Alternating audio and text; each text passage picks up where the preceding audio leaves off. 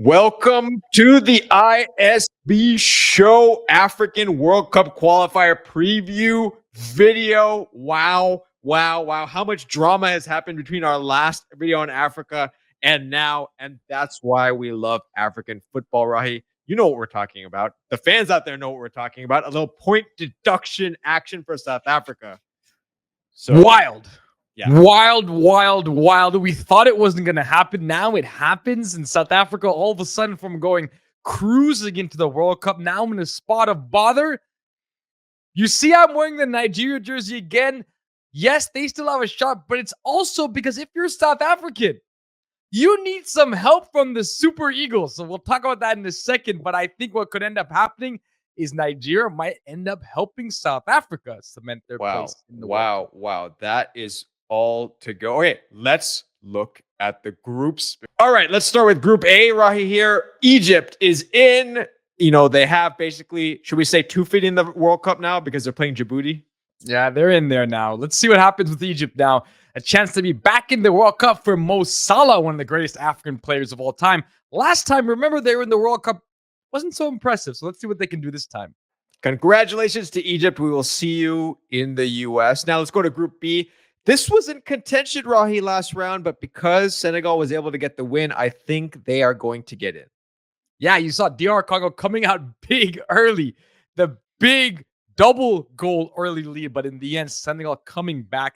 Let's give Senegal a lot of credit. Some resiliency to come back into that game, get a huge victory that puts them in the World Cup, basically. Impressive fight back from the Senegalese. Impressive fight back. All right, we're going to come back to this group, guys. This is chaotic group, but we're going to come back to that. But that's going to be our group in focus. Rahi, do you want to say anything real quick or no? The drama, man. The drama. We're going to come back to that one. This we're going to come back to as well because what a wild situation. Cape Verde, a huge win over Cameroon last round. We're going to talk about that in a second. So coming back to that. But first, let's say congratulations to Morocco. You're in the World Cup. Yes. So that's congratulations there. Who is, of course, Ivory Coast.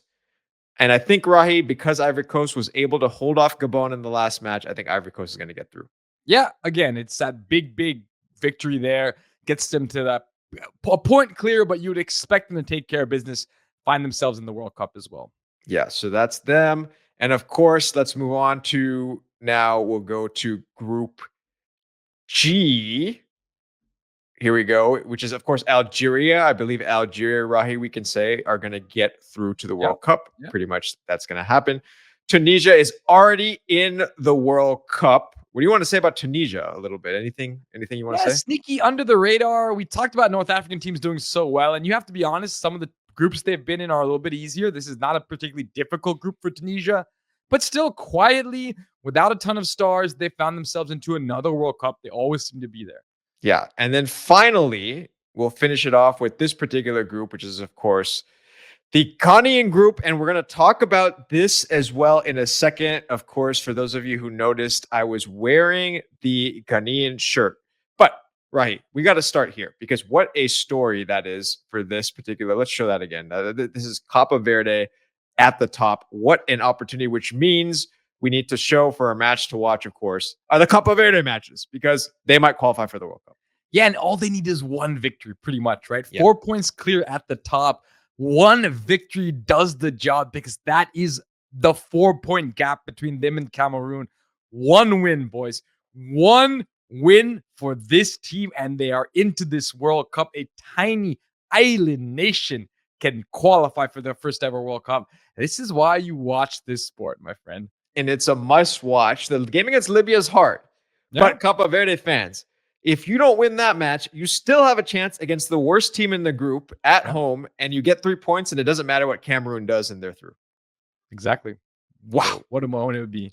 That is a moment. Okay, so now, fans, we promised you we would talk about, that's the Cape Verde group, but we promised you we would talk about this particular group here, and here it is. This is, of course, the Nigeria, South Africa group. This is how things stand after the point deduction, Rahi. So, where do we start? Let's first start with South Africa, right? You can see I'm not wearing a South Africa shirt today. South Africa is no longer winning the group. South Africa's path to the World Cup no longer is that simple. And they are lucky because they get to play 2 matches at home, but Rwanda is not an easy team to play against. It's not an easy team. But if you're a South African, I am wearing the Nigeria jersey, as you can see, who suddenly, if you're a Bafana fan, the Super Eagles are your new favorite team, because if they can do you a favor and get that victory against Benin, sets you up nicely, and then you find a way, you control your own destiny, you win both your games, you're in the World Cup. I think Nigeria can help South Africa in this day. It's a wild situation because in theory, there are 4 teams that are really still in this. Rwanda is in this as well.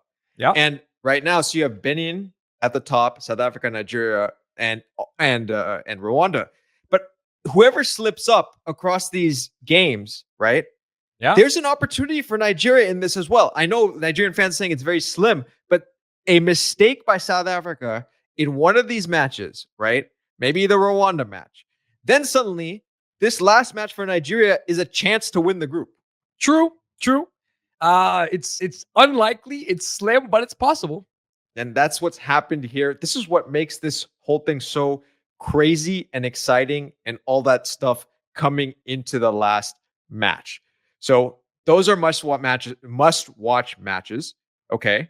Now we're going to finish off with our last must-watch match. Of course, that's the group we've been talking about. But we want to talk about now a team that we haven't talked about too much, which is, of course, the Ghana Black Stars. And the Ghana Black Stars are on the verge of making the World Cup. Yeah. All they have to do is beat Central African Republic and this team, Semenyo, Kudus, party. It will be a party for the Ghanaian Black Stars if they get this victory, Rahi. And they should be in the World Cup. And boy, do they look like a team to be reckoned with. You talked about the players. How well are they playing for their clubs? Kudus has become the main man for Tottenham. Semenyo cannot stop scoring for a Bournemouth team that is sitting right at the top of the table. This is a team to be reckoned with, and they're about to clinch their spot in the World Cup. They are very, very close, and I think it's usually a staple. Usually Ghana in the World Cup is a staple, and the beauty of the Ghanaian team is once they get to the World Cup, they make some noise. True. They always have. They're always difficult to play against for all the big teams. It's a good time to be Ghanaian. Okay, let's see after the matches who gets in. Let us know your thoughts on which matches you're watching. I think we covered a lot of the big ones. There might be a surprise here or there. But for all you fans of African football, keep watching African football. Keep watching the World Cup qualifiers. Rahi, talk a little bit before we finish this video about how you're going to be watching these African qualifiers. Ooh, I am going to be watching them on what we call the multicast, multiple games on the screen at the same time so I can follow what's happening between South Africa, Rwanda, Nigeria, Benin. If Cape Verde is going to find a way to qualify, if Ghana is going to get the job done.